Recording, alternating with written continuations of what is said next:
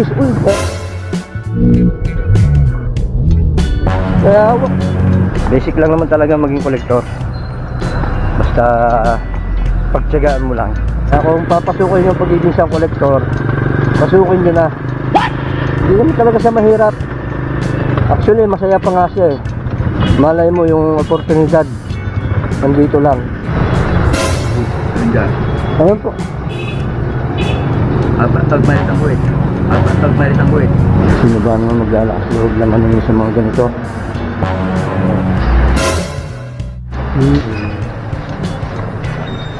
Wow! Grabe. Sa dalawa, tatlo, apat. Daming patay. Ito ma'am, konti na lang to. Bali, 6 na buwan na lang. Yeah, boy. 3 to 30. 3 to 13. Sukli pa kayo. Barya nga lang mama. Bola lang yan. Thank you po. So, ayan mga boss. Gaya naman ngayong araw. So, yun na nga. Maaga tayong nagpunta dito sa bukid. Dahil siyempre maaga natin abutan yung ating mga customer o kliyente kasi para bago sila pumasok nandito na tayo. Yun nga lang, depende rin talaga yung mga customer talaga na pagpaaga. Siyempre alam mo na, Sino itong balok sa tayo nung sana maging safe ulit yung biyahe natin. Yun lang naman lagi ang hinihiling natin sa araw-araw para peaceful po. Kaya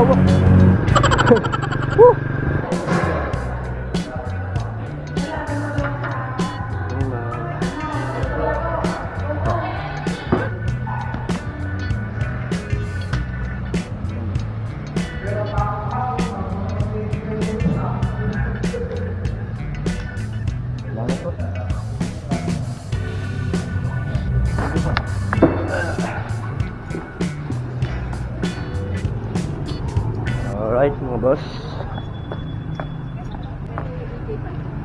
Dito po. Sa baba na. Tanong niyo po dyan sa information po. Buti na lang madali-dali tayo nakasingil dito sa opisina. Kung minsan kasi talaga medyo maghihintay ka talaga. Ayun yun na nga. Basic lang naman talaga maging kolektor. Basta pagtiyagaan mo lang. Ika nga. Yun na nga, sa mga naghahangad maging isang kolektor, mga boss, hindi naman talaga totaling mahirap maging isang kolektor. Ang mahirap lang naman talaga dito ay yung lugar na kailangan kabisiduhin mo muna. Kasi yung tao naman napapag-aralan naman yan. Pero yung lugar yan, na minsan malilito, mahihirapan. Lalo na kung mga street. Pero lahat naman talaga sa umpisa mahirap. Pero pagka tagalan mo na yan, okay na. Matututunan mo na yan. Kaya kung papasukin yung pagiging isang kolektor, pasukin nyo na. Hindi naman talaga siya mahirap. Actually masaya pa nga siya eh. Yun lang nga, malay mo yung oportunidad nandito lang. Ito, patatlong punta ko na to mga boss. Kapag ito hindi pa rin tumama, ay malamang sana. Kustang inang lamukalitsin. Ito po. Sige po. An eternity. Butit na but din. Kalo sila, papunta na doon sa ano. Oh. 1682. Yung sinabi ni ate. Thank you po. Sige. Feel na feel ko talaga yung aking ginagawa at yun nga, sobrang ako nag-enjoy kasi sa dami ng aking nararatit, dami ko rin nakikilala. Yun nga, minsan umaayon pa. Kaya napaka-basic lang talaga maging isang kolektor dito sa Mindoro. Bukod sa napakaganda na ng lugar ay napakadami mo pa pwedeng matuklasan. Bukod sa mga pagkain, lugar, spot na pwede mong puntahan kasama yung pamilya. Kaya i-enjoy mo talaga yung ganitong klaseng trabaho. Para ka lang talaga nagka-travel dito sa Mindoro. Bukod sa napakarami mong matutuklasan, napakaganda pa talaga ng lugar na to. 24 ho. few minutes later. Yan, nagwito mo yan. Alin dyan? Ayun po. Pagbalit ang buwit. Pagbalit ang buwit. Putang inang damukalitsin. Awan. Ka nasisira ulo. Ay, sakto na po. Okay. Ngayon yan. Salamat po. Sa alas 4 na.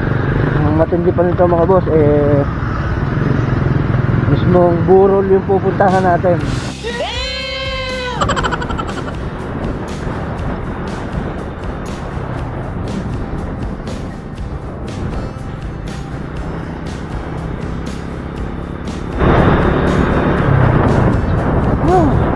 Sakit.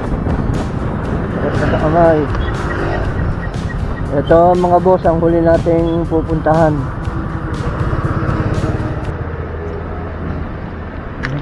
Sino ba naman mag-alakas loob naman ng sa mga ganito? Ewan ko na lang. Trabahan natin to.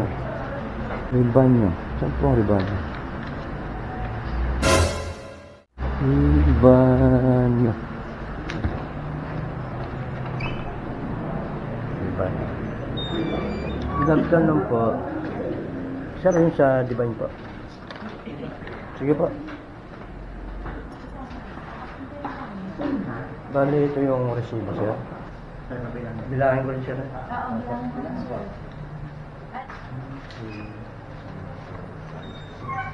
Wow! 85 to. 85 ba? Opo. Okay na kayo ako kayo? Opo, okay na po yan. Kung kaya naman po may katanungan, pwede nyo kung tawagin sila. Opo, ang tinatanong po dyan agad din yung mismong pamilya muna. Sige, sir. Opo. Grabe. Sa dalawa, tatlo. Apat. Maraming patay.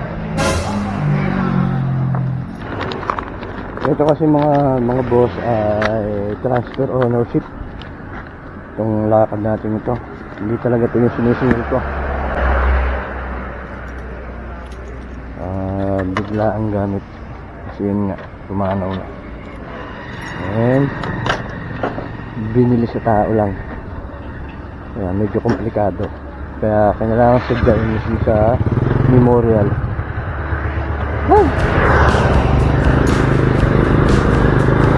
So yun mga boss, salamat po talaga uli. At siyempre sa dami na naman natin pinuntahan, safe na naman po natin naging biyahe. Yun lang naman lagi ang dalangin natin, naging safe. Balik na tayo ng opisina, yun na, last destination na natin ito mga boss. Thank you po, thank you Lord, maraming salamat.